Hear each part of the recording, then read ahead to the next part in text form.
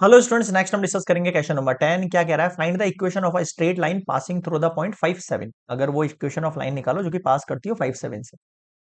ठीक है, मान लेते हैं 5 7 से पास कर रहा है। ये इंक्लिनेशन एंगल बनाता है एक्स एक्सिस के साथ, कितना? 45 डिग्री। ओके, हो गया काम आसान। तो सबसे पहले तो स्लोप निकाल लो। 10 45 जो कि है 1। अब इक्वेशन बनाओ, y माइनस वाई वन यानी 7, स्लोप यानी 1, x minus x1। y minus 7 equals to x minus 5। सबको एक साइड कर लो, y माइनस एक्स प्लस का 5 हो जाएगा, तो ये माइनस का 2 इक्वल्स टू 0। ये आपकी इक्वेशन। अब इसने बोला है if it passes through the point P।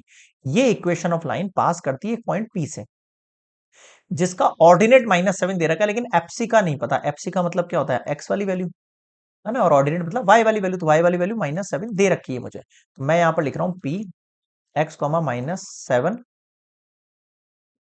Lie on equation of line. Lie कर रही है, इसका मतलब ये दोनों पॉइंट्स पे सेटिस्फाई करने चाहिए ना, बिल्कुल करने चाहिए। देखो y माइनस ये एक्स एक्स सेम हो जाएगा, तो आप इसको काम करो, इसको ए नेम दे दो आप, स्मॉल लेटर में ए, है ना, ताकि डिफरेंट रहे थोड़ा।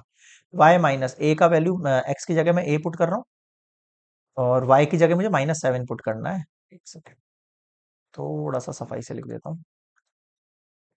ए कॉमा -7 है ना, तो x की जगह ए और y की जगह -7, तो ये -7 माइनस एक्स की जगह ए, फिर -2 इक्वल्स टू 0। सिंपल।